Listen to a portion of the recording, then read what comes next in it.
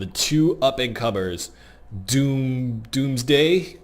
You're right. Doomsday versus Dan's Day. So Dan has upset Woody, who, despite being absent the last few weeks, is still number one on the Season 2 points leaderboard. So close. I know, but that just shows how dominant Woody is when he plays. And actually, Woody earned more points this week by making the top 16, so he even, will continue to push up a little bit. But Dan knocks him out, and we have two... Well, first off, we know KingK has been playing these giant skeleton decks the whole tournament. I just saw that. But Dan is playing an archetype that I've had a ton of fun with on the ladder, and that is Giant Balloon. So one we haven't seen in forever. Correct. In fact, I am excited to get Not only is there the balloon, but there's the freeze.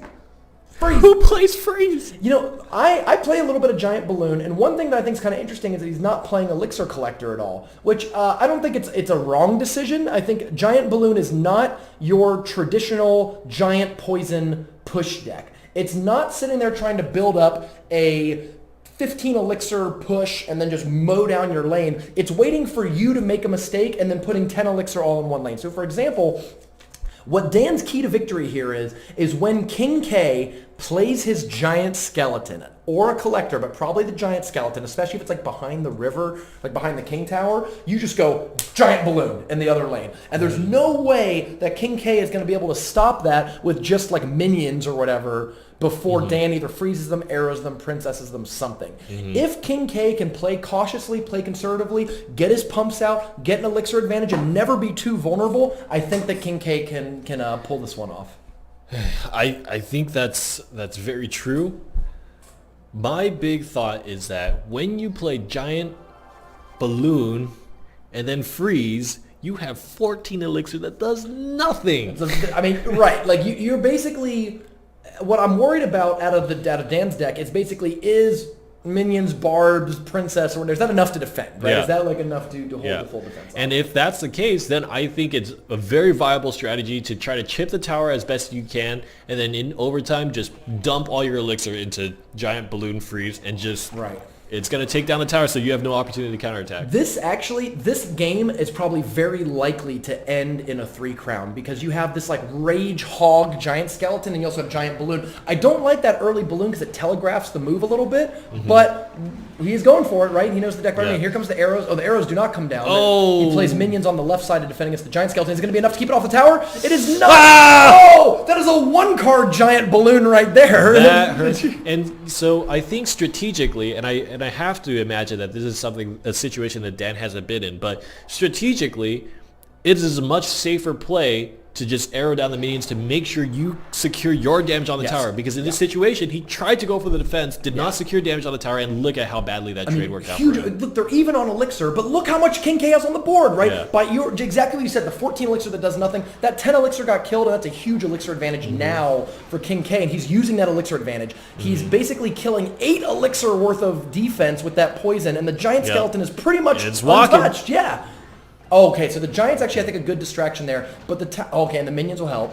The minions might even be able to fly fast enough to get out of there. Run, but he minions, can't play run! Balloon. Not going to blow up. We're caught. Oh my god. Caught. Things have to be on the far side of Giant Skeleton usually to get away. Yes. Unless I think it's like goblins maybe can get away. Yeah. Oh my god, this might do 1, 2. It's worth. And the rage is down, and the Hog Rider can take advantage of it. He rides right past the bar and gets a second shot. Oh my god! Wow! I think Dan's fatal error in this game was going for that really early Giant Balloon, which I don't think you want to reveal early in the game that you're a Giant Balloon deck. You want to look like a giant deck, and then when they join you in this big investment game where they're like, all right, I'll pump, you pump, whatever, then you're like, surprise, buddy, Giant Balloon. By telegraphing it early, he's giving it away. There it is. Oh, but it's still going. He has freeze. He's holding freeze. He's hovering it, freeze. Yep. But the question is, if it's not in an all-in situation, 5 elixir, 4 elixir for things that don't do true damage. We're going to see a whole bunch coming down, and there's no poison in Dan's deck. Oh, this is not good. The Hog Rider actually made it past the Barbarians, and if there's a zap of any kind, no, I don't think KingK102 has any of that. Actually, those barbs were great. The guards didn't do enough damage in order to kill them. I don't really know what the point of that elixir collector there was. Oh, to distract the guards! That's kind of an inventive play, but here comes the Giant Balloon, and he does have the poison down. He's got the rage. Is there a freeze coming down? Freeze it! Freeze it! Where's the freeze?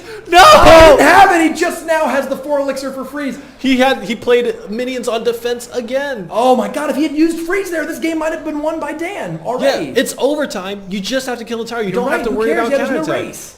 In fact, the giant skeleton doesn't do damage until he dies, so you don't even really care. Oh, he plays freeze defensively, but I think that giant skeleton might clear out enough elixir just to make that worth it. And a second giant skeleton gets played. It's going to be incredibly hard to keep these guys off the tower. Off the tower? And here comes the Hog Rider in with it. You can't play units on the Hog. There's the bomb. Oh, you're right, because that's kind of like a poison there. Oh, no. Oh, no. Oh, no. The barbs can wipe it out, though. No, the bomb's going to go off. Oh! KingK takes game 1 of the round. Oh my god. Dude, this is a great Super Magical Cup. KingK102 played an elixir collector on the other side of it, and it was a legit play. And it was a legitimate play, yeah. I was like, why? I actually, you know what? You know what's so funny about that? We never see collectors played like that. I thought the entire time it was Dan's collector to distract the giant skeletons towards the middle. So when the tower started attacking the collector, I'm like, what are you doing? Like, why is this tower attacking his own unit? Oh my god! What is wrong with KingK102? He's got it, buddy. Take notes. All right, so remember, KingK has 2 giant skeleton decks, so we can't say the giant skeleton deck is gone. Giant skeleton deck A is out because he won that round. So Dan can either opt to stick with giant balloon or switch to his other deck. Let's see what game 2 looks like. So Dan opts to stick with giant balloon. KingK switches over to the giant skeleton, Sparky, Goblin Barrel, Lumberjack deck, right? Mm-hmm. Now that we've seen both decks a few times, we know that I think it's Pump, Zap, Lumberjack, and Giant Skeleton are the overlapping cards. The Minions, Sparky, Goblin Barrel, and Fire Spirits are the different ones. He said it was an accident, but God, it was effective. Oh, he said it was an accident. Hey, buddy. So KingK accidentally played the Elixir Collector. I think that might be an underrated kind of legit play because it was a really good tank. I think the reason why it was not as bad as it might feel is just because of the fact that giant balloon freeze we keep talking about is Elixir advantage you're giving to your opponent because it's not actually turning into damage onto the tower. So let me wait, before we start this, let me make sure I got the featured cards all queued up. We're going to go ahead. I got to make a giant skeleton card now. This is nuts. So I didn't make an Expo one until after Woody and Turtwig Day to top 8 with the Expo. So now I gotta make one for giant skeleton. So let's get into red, and we're gonna keep the balloon up there. I think the giant balloon's a lot of fun. I think the sad thing, Dan's got to be kicking himself because he could have won game 1 with that freeze. If he didn't defend, if he just went with the freeze, he would have won the game. And now he's on his back foot. He's 1 loss away from being knocked out of the tournament. I think both times. It's interesting because both times Dan demonstrated a philosophy where he was like, I'm going to care about my defense over my offense, right? Where he played minions both times to defend against Giant Skeleton and then also to defend against, I forgot what it was, instead of playing arrows in the first push and then freeze in the second push. I don't think we saw Dan cast arrows like once that whole game, and he's doing it again!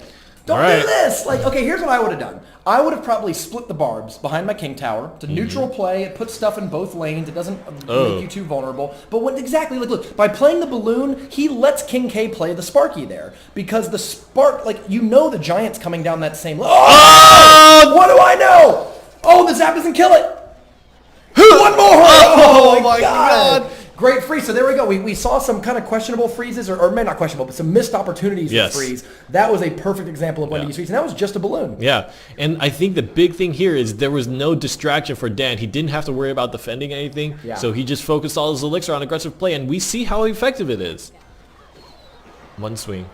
That's fine. 567 health, and the great thing is you have Princess in your deck, so you can always play Princess at the bridge to get one shot off and chip that tower away. And in fact, I actually think that you should focus on not spending elixir on balloon. Just do the giant. Make sure you have the defense ready.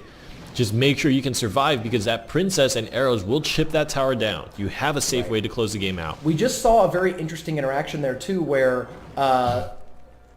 Dan has to focus his arrows on the Goblin Barrels, but there's also minions on defense. So if he tries to do another giant balloon push, he's going to both want arrows to hit the minions on offense, but then he's also going to need to use it on defense against Goblin Barrel, and he doesn't have Zap in the deck. So there's not like a way to reset Sparky. He's going to have to freeze it, I guess. This is interesting. I actually think, I don't know how trading 1-for-1 is. In one elixir or one tower down situations, does Giant Balloon, is Giant Balloon more effective, or... This tower's gone.